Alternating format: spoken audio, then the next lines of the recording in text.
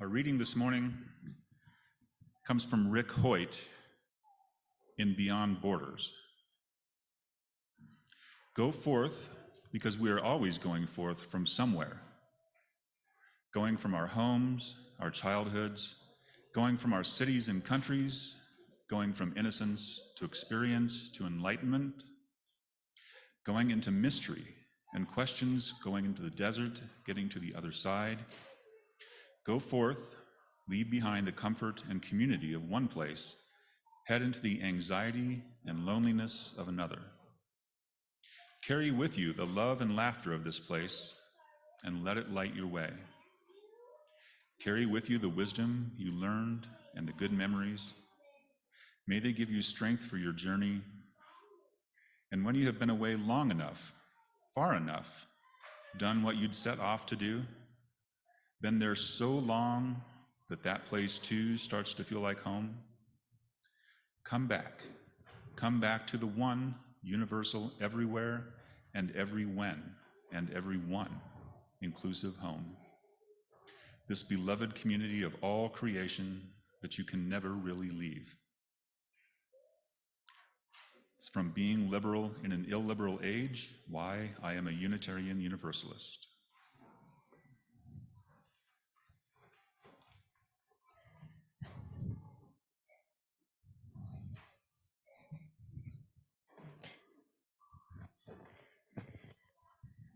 You will discover that I'm much more comfortable talking to the children than to the adults. So as I volunteered for this Sunday and took a look at it, I thought, you know, we're in a place right now, an inflection point in All Souls, and things are changing. And I thought, what better way than to look at the report that came out a few years ago called Widening the Circle of Our Concern. So let me start with a story. A university professor went to visit a famous Zen master. While the master quietly, While the master quietly served tea, the professor talked about Zen.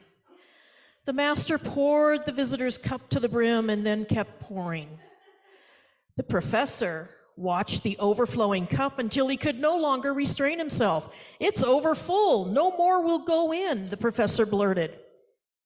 "You are like this cup," the master replied. "How can I show you Zen unless you first empty your cup?" Empty my cup. Empty our cup. What does that have to do with diversity, equity, inclusion, and belonging? We Unitarian Universalists are at an inflection point. And closer to home, we UUs in Colorado Springs are at an inflection point.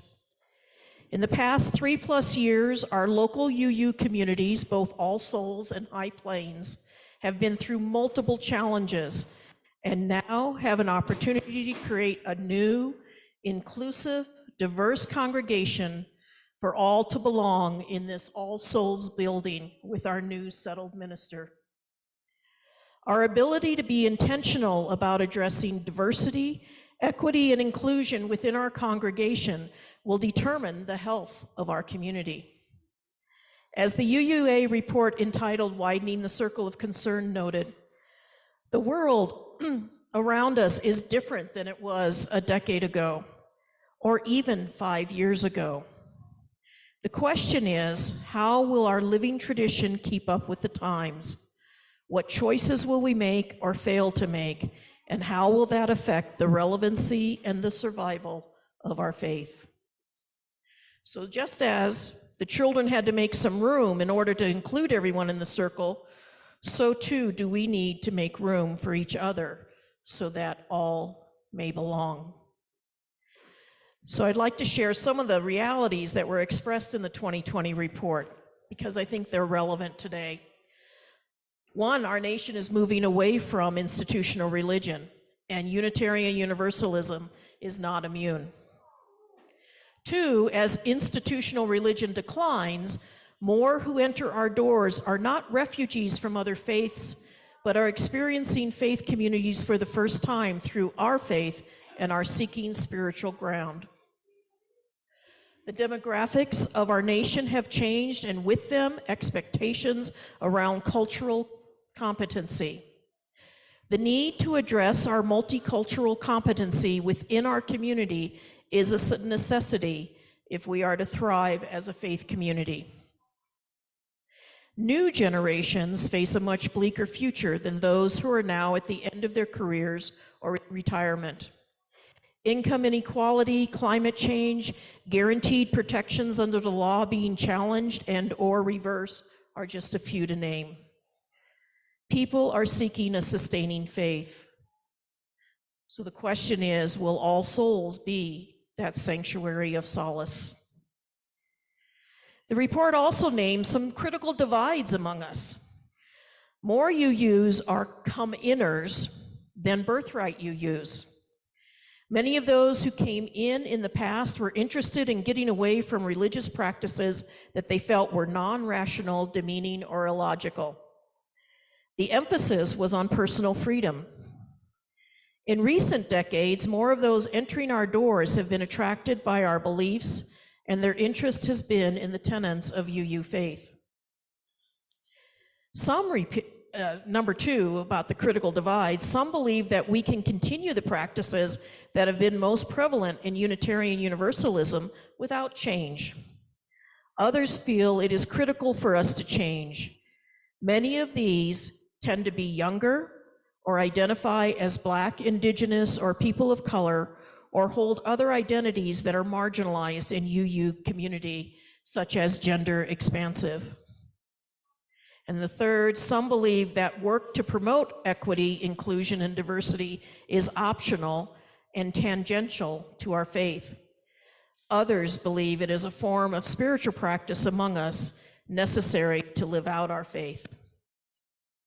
So the authors of the report concluded, cultural competency is increasingly expected. We need to address today's issues of inclusion. Number two, UUs have spent time comparing our religious wounds rather than healing them. As a result, we have often operated from a least common denominator approach rather than one linked to our highest values as a people of faith. Look at our principles and the new Article 2. People need a sustaining faith in these current times. We continue to attract a greater diversity of people and to retain a very small percentage of those who do not match the resourced, white, aging majority within our congregations. The unfinished work on race within Unitarian Universalism and the growing gap between generations have slowed the ability to move forward at a time when accountability, multicultural awareness, and inclusive language are becoming the new normal in the larger world. So what does it mean to center marginalized voices? I found these words from Anti-Racism Daily. Ultimately, centering your comfort above those most impacted by an issue does harm. To disrupt this, we must continuously listen to and learn from those most impacted by social issues. We need to not just affirm their lived experiences, but let them lead the way in creating change. We must believe their stories, create space for them, and share them without centering ourselves. We need to ask what resources would support them instead of telling them what we think they need. It's not me, it's we. So one of the things I found was that there are 5 things that we can start doing. One is start paying attention to what you say. Most people already know to avoid generalizations and stereotypes. And this message is for me as much as sharing it for all of us. Someone I love very much came to me and said, "Mom, I need you to use the pronouns they and them." Though, and my 60s schooling said, wait, those are plural kind of thing. Well, we don't live in a binary world. It is a non-binary world. And so instead of asking, how did you come to this, and put the burden on them to tell me their journey, I went, and of course I always do this when I don't know something, I buy a book. I went to some Zoom meetings sponsored by our Neighbors for Education, which is a wonderful, diverse community, and I'm learning from them. I put myself in spaces where I could learn, and I got quiet and listened. And that said a lot to my eldest, that I was willing to do the work. I didn't put the burden on them to teach me. I said, I will go do the work that I need to change. We also need to be willing to accept correction. I can't tell you how many times I mess up. And is it okay? And can we ask forgiveness? Even at their wedding last year, when I was giving the toast, I was listening to the younger people share toasts, and it was really comfortable using the they and them, and I was slipping up a little bit, and I stopped and apologized in the middle. It's okay to make mistakes. Even the most well-meaning people make mistakes and have misunderstandings about others. When someone points out your errors, offer a sincere apology and be ready to learn from the experience. It will earn you much more respect than responding with defensiveness or anger. Another piece, be intolerant of intolerance. Are you willing to confront derogatory and hateful speech, wherever that is? And how do we do it? That's a big question. What if the person is a friend or relative? The risk of staying silent is sending the message that discrimination and intolerance are values that you are willing to tolerate. The other piece in what I shared was seek out marginalized voices and perspectives. Go online. Look for activists, bloggers, authors, artists, and other voices from marginalized communities. Did you know that this month is Disability Pride Month? I did not know until someone in this community pointed that out to me. Did you know that the UUs have an identity group called Equal Access? And you can find it on the internet called equalaccess.org. I hope I'm correct on that. People are willing to share their stories if we are open to learning and growing. And the other is to educate ourselves and our community. It is up to us to create a new All Souls as we move into when we welcome our new minister. So I would like to leave you with something. I told you it's easier for me to talk to kids than to adults, but I would like to leave you with something that I came across online. And if Rick put up the slide, perhaps questions we can ask as we move forward. Diversity asks, who is in the room? Who is on our teams? Who is on our board? Equity asks, who is trying to get in the room but can't, and what are the barriers? There aren't just physical barriers. There's multiple barriers. Inclusion asks, have everyone's ideas been heard, respected, and understood? Something to think about. Especially that voice that is not part of the bigger group. The voice that we think doesn't fit in. I've been on multiple interview teams, and I used to always hate when they would say, well, this person won't fit into our workplace. And it's like, wait, maybe they're bringing something that we need into our workplace. And that is true of our church.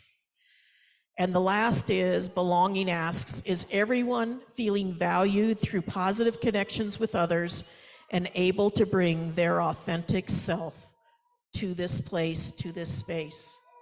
So those are 4 questions I think we can often ask ourselves as we move forward to August when we welcome Reverend Ron, to right now when we're welcoming people from all planes, to right now when we're welcoming people from the larger community who are coming to take a look at us and see, is this a congregation that truly lives by its welcoming message? So end with, I came across, so there are 3 or 4 charges that I give to myself. Are we willing to widen our circle and build a bigger table? Those are 2 images. Are we willing to center the voices that have been marginalized? Are we keeping the voices that have been primary for so long? We can't lose those other voices. We need everyone. And are we willing to create an inclusive, diverse congregation for all to belong? So, new slide. Dr. George Day is from Ghana. He does anti-racism work in Canada at multiple universities. And perhaps this is the other one that we need to keep. Inclusion is not bringing people into what already exists. Just like the children, it is making new space, better space for everyone. Thank you.